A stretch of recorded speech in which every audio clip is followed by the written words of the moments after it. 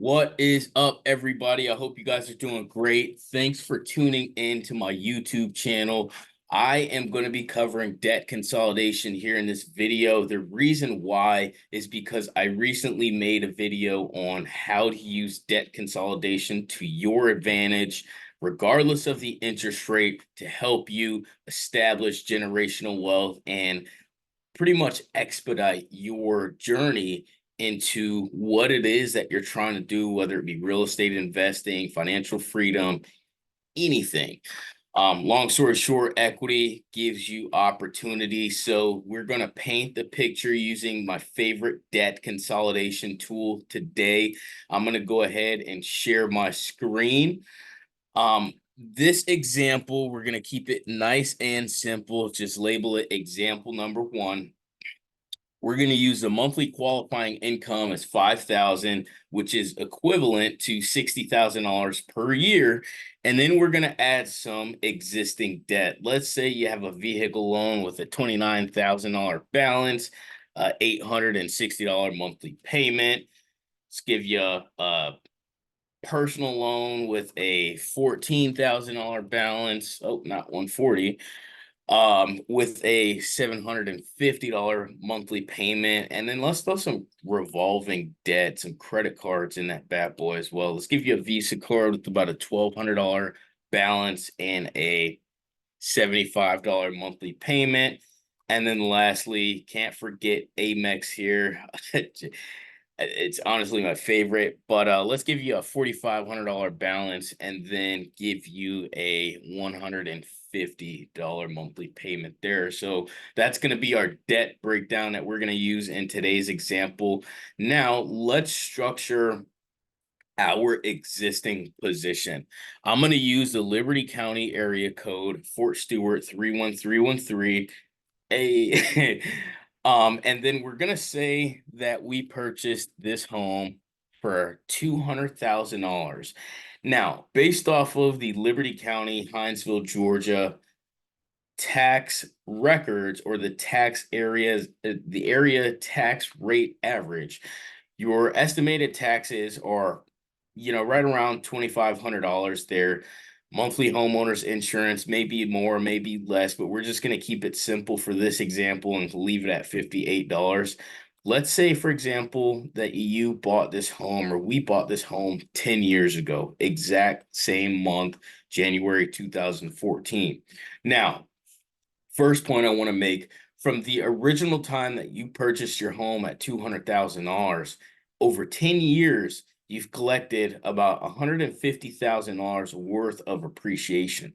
That already is giving you additional net worth gains. So keep that in mind here. We're going to structure out your loan now. We're going to assume that we've never refinanced. So, when we bought the home, let's say that we bought the home using an FHA, which is typical for most first-time home buyers. You put 3.5% down, so $7,000. You financed it over a 30-year term with a fixed rate mortgage. Let's see what interest rates were 10 years ago, 2014, January, to just make our example that much more realistic.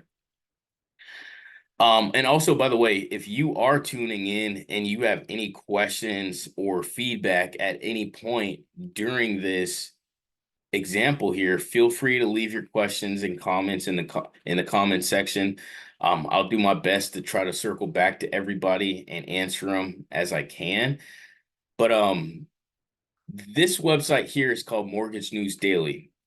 This is a great resource for those of you who like to follow mortgage rates and like to keep track of where the market is, what's going on in the market, so on and so forth. So if you are that type of person, make sure you jot that information down. If not, no worries.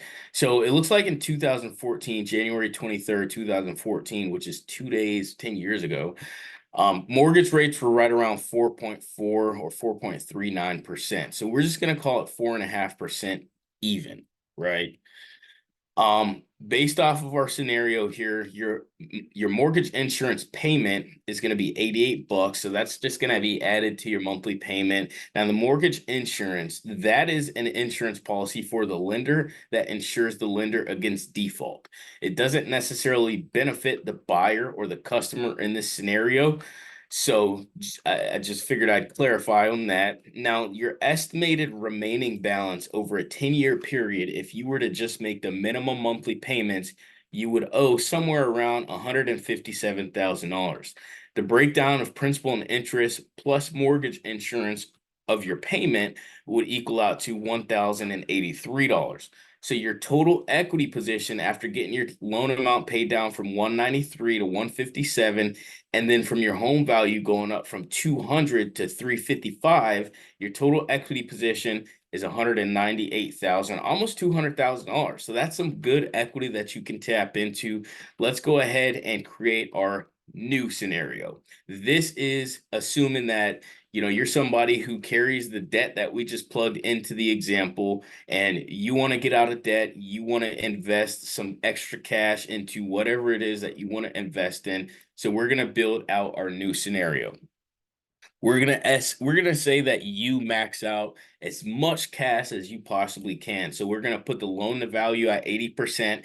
And basically what this is saying that, excuse me, um, you are taking out a loan up to 80% of what your home is worth. So from what you owe now, $157,000 to $284,000, the difference is the amount of equity that you can put in your pocket. Now, on this new loan, we're going to put you on a conventional program because your credit's gone up, you got a little bit more income, so on and so forth. So 30-year loan still fixed rate, and today's mortgage rates, back to Mortgage News Daily, is 6.90. So we're going to use that in our example as well. Now, I know a lot of you guys might ask the question of, why would I refinance my home just to pay off debt if my mortgage rate is a 4.5% and the new mortgage rate is a 6.9%? All I'm going to say right now is follow along with this video and you'll see how the benefits add up. At the end of the day, the mortgage rate is just the cost of doing business, and there is a hard difference between interest cost versus interest paid. So keep that in mind, follow along. We're going to estimate your closing cost to be about $7,000. It's just a random number there. Don't quote me on anything like that. That's not the actual, I'm not saying that that's going to actually happen, but for example purposes, we're keeping it simple. So the available cash to you for you to take and put in your pocket, remember the difference between what you owe now and the new loan amount is $120,042. So that is what you can take home and put in your pocket today once you close on this loan. Now, with that said, if you did absolutely nothing, it would be essential to you taking out an additional debt and taking on a new $700, almost $800 monthly payment. Because as you can see here, because the loan amount bumped up, your mortgage payment, your overall expenses have gone up about $792. Now, bear in mind, the vehicle loan, the personal loan, the credit card, and the other credit card, those are the exact same. The difference is going to be the new mortgage payment because now you have a higher loan balance. So to put it in perspective, let's take a look at the overall monthly payments. This is where you are here today.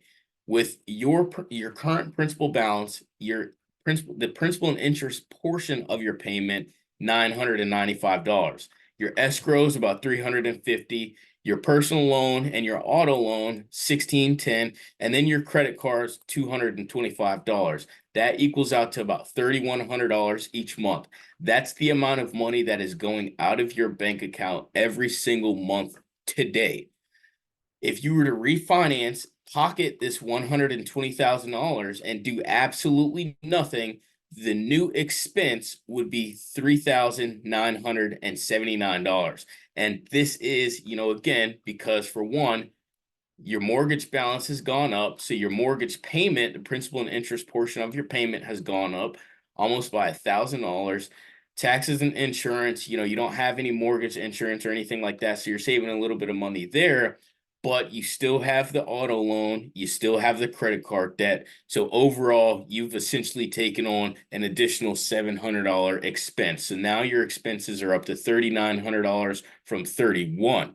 So let me show you the power of debt consolidation. If you were to knock out this vehicle loan, you're already going to save $68 per month, right? Now, this overall monthly expense has gone from 3187 to 3119. Okay, let's go back and let's knock out this personal loan. Now you're saving over $800 a month. Keep in mind, you still have an extra $77,000 in your pocket that you can go do whatever it is that you've been dreaming about. Now, at this point, your monthly expenses have gone from 3187 down to $2,300 per month. That's why you're able to save $800 per month. If we include both credit cards, you're now saving over $1,000 each month, right? Your monthly expenses have gone from $3,100 to $2,100 real quick, just because you paid off about almost $50,000 worth of debt right here. And bear in mind, on top of this monthly savings of $1,000, you still have $71,000 to play with. Okay, let me take a step back because I know that was a lot.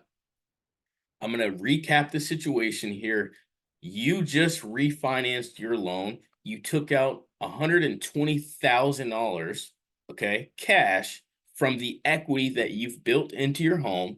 You used almost $50,000 to pay off all of your existing debt outside of your mortgage. You're now saving $1,043 per month, and you have an additional $71,000 in your pocket. Now, if you're somebody who's into investing and you're really focused on establishing generational wealth, here's some ideas that you can do with this extra cash. Maybe you could put $30,000 into a mutual fund, stocks, bonds, whatever, collect interest over the next couple of years, 15, 30, you name it, and then use another 30,000 as a down payment for an investment property, and then keep $11,000 in your pocket. Take your family out if you have a family on vacation. Do whatever you need to do with that money. Put it in your check-ins, your savings. Either way, it's yours to spend, right? Or save. Now, if you're somebody like me and who has a family, you could put $30,000 into a college tuition savings or a college savings for your kids once they hit that time and they're getting ready to go off to school. Put $30,000 as a down payment for an investment property and still keep $11,000 in your pocket and use that for a family vacation, maybe two family vacations. You don't have to spend all that cash all at once. Either way, bottom line is you have the ability to do whatever it is that you want with this $70,000, all while having an additional $1,043 per month. So now you made some investments and you've given yourself some income back each month. So you've added more cash flow on top of the rents that you might collect if you do actually buy an investment property with this money.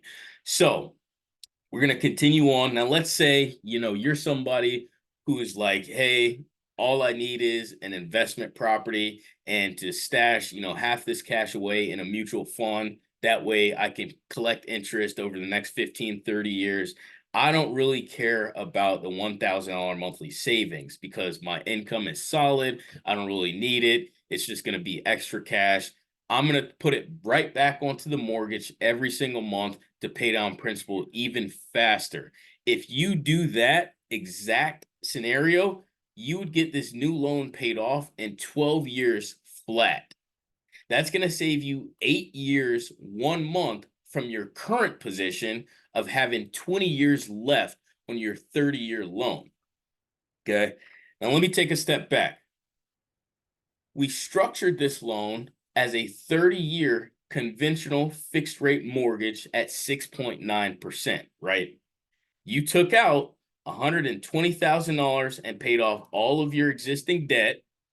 You kept $70,000 and then you put the remaining monthly savings of $1,000 back onto your mortgage each month. So you're chopping down that principal super fast.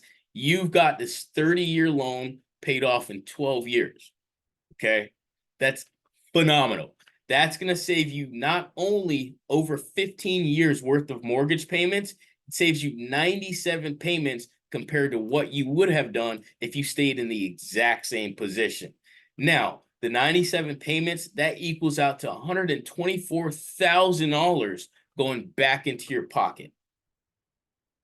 You ask me, that's always a good payday. I mean, you don't have to be a math genius. You don't have to be a real estate professional, and you do not have to be a mortgage professional to know that if you're putting $124,000 back into your pockets, it's always a good day. So with that, let's move on. And this is going to be our timeline. We're going to look at a side-by-side real-time comparison. So let's say, 10 years down the line, and then let's put it, we're going to get this paid off 12 years down the line. So, all right, let's do 8 years instead. So, your current position, you owe $157,000. 10 years later or 8 years later, you're going to owe $110,000. You still have existing debt because you never cashed out, you never paid off any debt. Yeah, you might have gotten the car loan paid off and the personal loan paid off, but you still have debt outside of your mortgage. Now, compared to if you were to refinance, if you were to cash out, and if you were to consolidate and bump up the loan amount with the higher rate at 6.9 from 6.4, 8 years later, you're going to owe $121,000. And bear in mind, this is, of course, if you were to put this additional $1,000 back onto the payments each month. So 8 years later, you're going to owe $121,000. Yeah, you'll still be negative by $4,000 compared to where you're at today, but keep the timeline in mind. Drive on, airborne. Like we used to say in the Army, drive on. After 12 years, you still owe $80,000 if you did absolutely nothing today. You're still in debt outside of your actual mortgage, $5,700. Compared to if you were to refinance, if you were to take cash out, and if you were to consolidate all of your debt and apply that additional savings back onto your loan each month, this is what you owe after 12 years. Nothing. Nada. So now you're up $85,000 compared to what you would have been if you did absolutely nothing. And again, you don't have to be a math genius. You don't have to be a real estate professional, and you don't even have to be a mortgage professional to get this. So with that, I'm going to stop sharing my screen, guys. And I say all of that to say this. Interest rates, again, are just a feature of the loan. I just broke down how interest rates are completely irrelevant if you are carrying debt and if you are focused on building wealth and establishing something that you can pass to your kids, they can pass to their kids, so on and so forth. If you have questions about this, or if you want a scenario ran just like we walked through here, feel free, reach out to me. Jamarcus Mordell, your veteran mortgage advisor. My phone number is 843-338-0808. Again, that's area code 843-338-0808. Do not let interest rates stop you from the opportunities that you can create using the equity in your home. If you know me, you know I came into the mortgage industry through cash out refinances, debt consolidation, and home equity utilization in strategic ways to help my customers build wealth. Please reach out to me if you want to know more. Otherwise, I hope this helped. I hope this gave you guys a clear picture of what the possibilities are if you do have equity and you are carrying high interest debt. That said, guys, I'm going to end it here. I don't have anything else to say. Y'all stay blessed, take care, and we'll see you soon.